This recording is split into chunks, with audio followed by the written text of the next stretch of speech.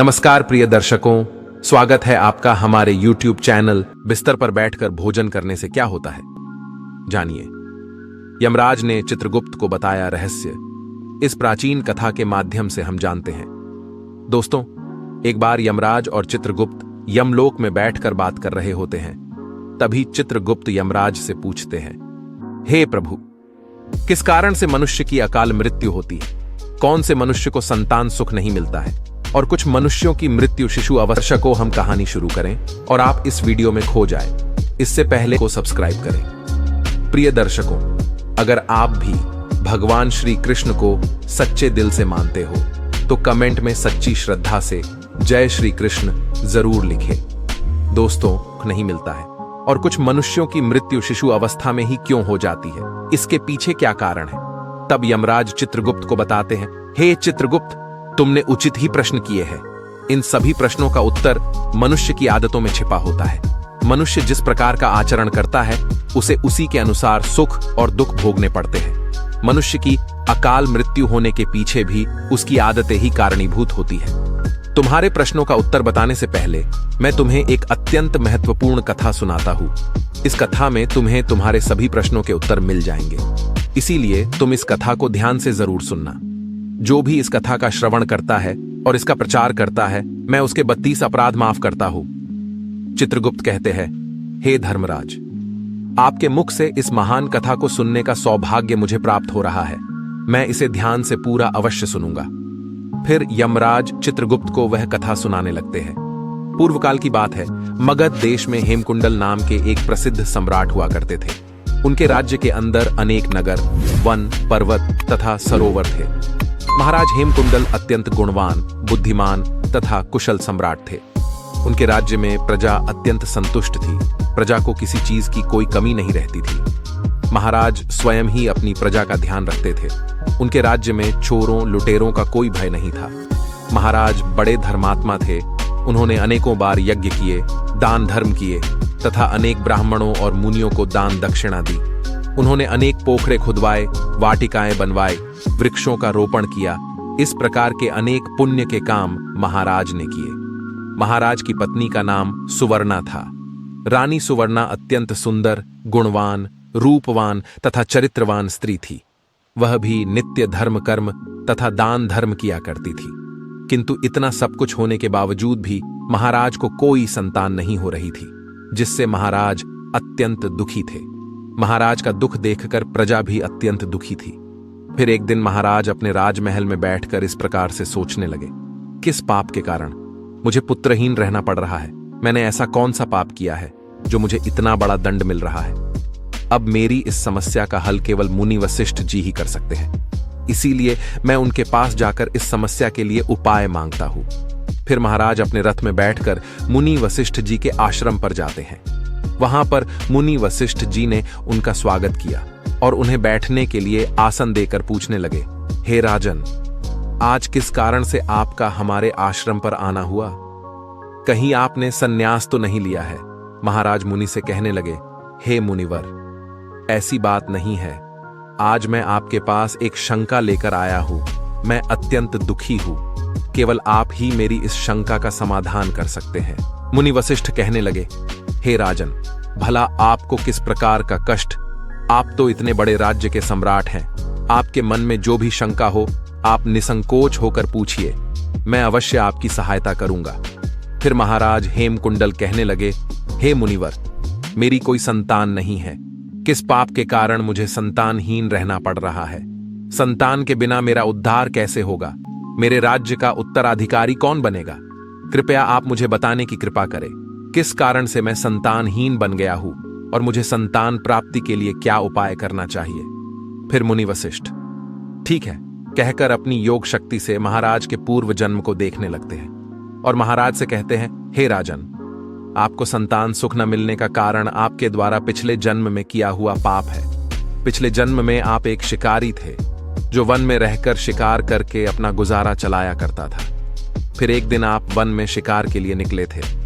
उस स्थान पर एक गाय अपने बछड़े को दूध पिला रही थी, किंतु आपके द्वारा अनजाने में ही उस गाय को बाण लगा और वह गाय घायल हो गई। उस गाय को घायल करने के कारण ही इस जन्म में आपको पुत्रहीन होने का श्राप मिला है। इस बात को सुनकर महाराज बहुत दुखी हुए और मुनि वशिष्ठ जी से प्रार्थना करने लगे, हे मुनिवर, इस पाप से मुझे कैसे मुक्ति मिलेगी? कृपया आप मुझे इस पाप से मुक्ति का उपाय बताइए। फिर मुनिवर कहते हैं, हे राजन, इस पाप से मुक्ति के लिए आप गायों की सेवा करें, इसी से आपको मुक्ति मिल जाएगी।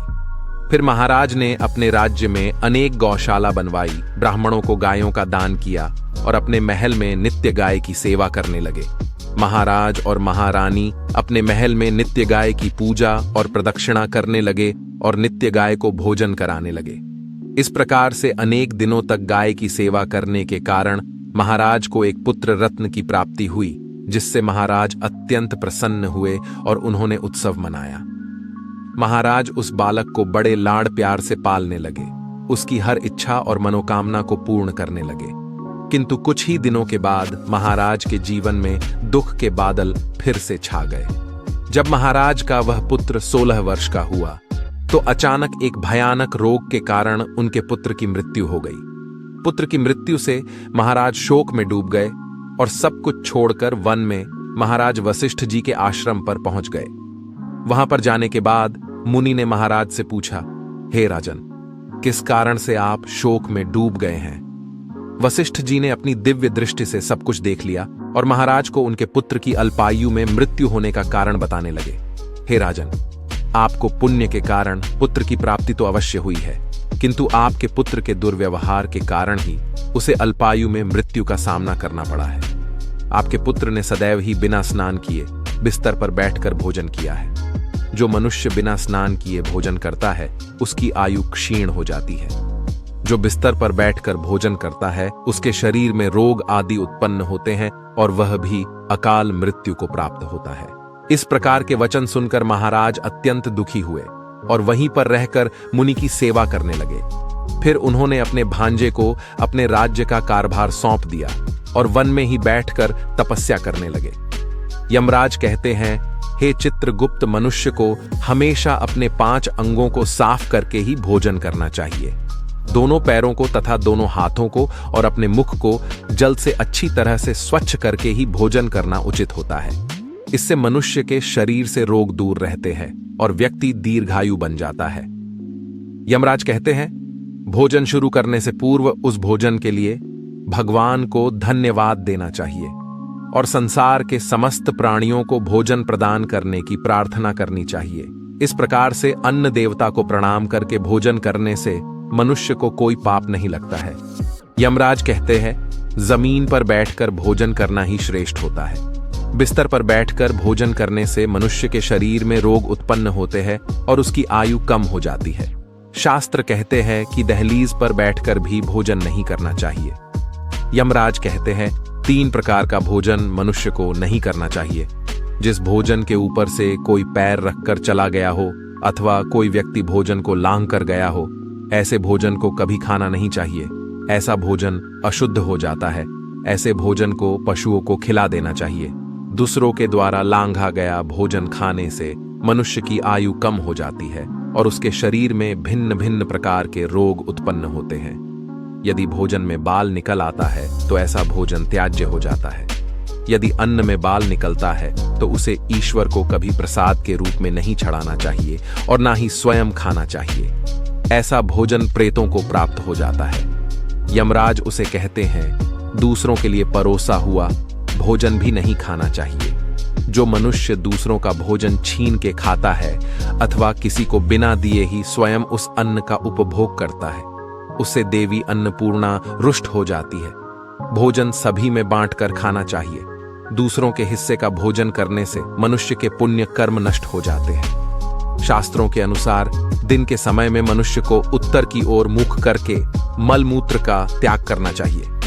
यदि रात्रि के समय मलमूत्र का त्याग करना हो तो दक्षिण की ओर मुख करके करना चाहिए। मलमूत्र का त्याग करते समय हमेशा अपने सिर को ढक कर रखना चाहिए। किसी भी पेड़ के नीचे, कुएं के पास, नदी के किनारे के पास, गौशाला के पास, देव मंदिर, अग्नि के पास तथा शमशान भूमि के पास कभी मलमूत्र का त्याग नहीं करना चाहिए। शास्त्रों में कहा गया है, खड़े होकर भी मलमूत्र का त्याग नहीं करना चाहिए। इससे शरीर में रोग और विकार निर्माण होते हैं। इसके साथ ही पूरी तरह से निर्वस्त्र होकर भी मलमूत्र का त्याग नहीं करना चाहिए। चलते चलते कभी पेशाब नहीं करना चाहिए, इससे जीवन में दुर्भाग्य आता है।